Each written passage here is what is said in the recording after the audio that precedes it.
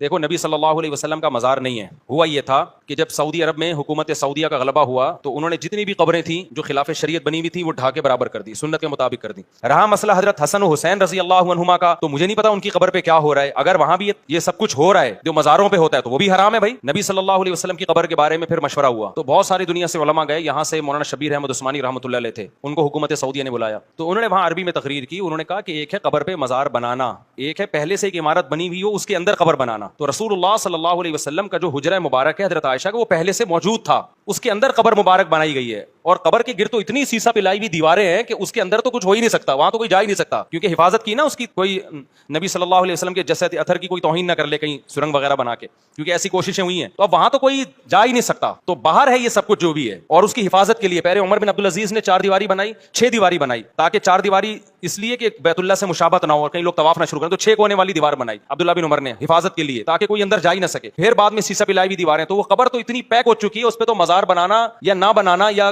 کچھ ممکن ہی نہیں ہے. تو یہ سب باہر ہے. اور مسجد نبوی پہلے سے ایک یہ تو توسیع ہوتی چلی گئی نا مسجد نبوی کی, تو وہ مسجد نبوی کے اندر آ گئی ہے قبر, تو اس لیے وہ دیکھنے میں ایسا لگتا ہے کہ مزار ہے, حقیقت میں وہ مزار نہیں ہے.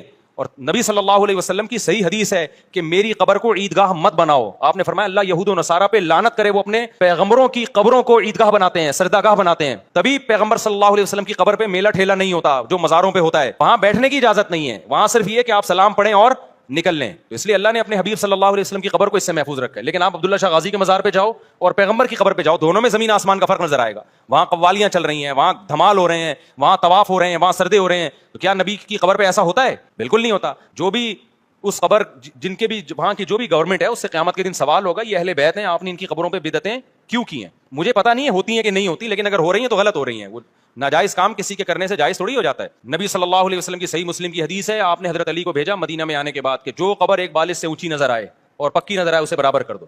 تو نہ ایک بالش سے اونچی قبر بنانا جائز, نہ اس قبر کو پکا کرنا جائز ہے. سمجھتے ہو؟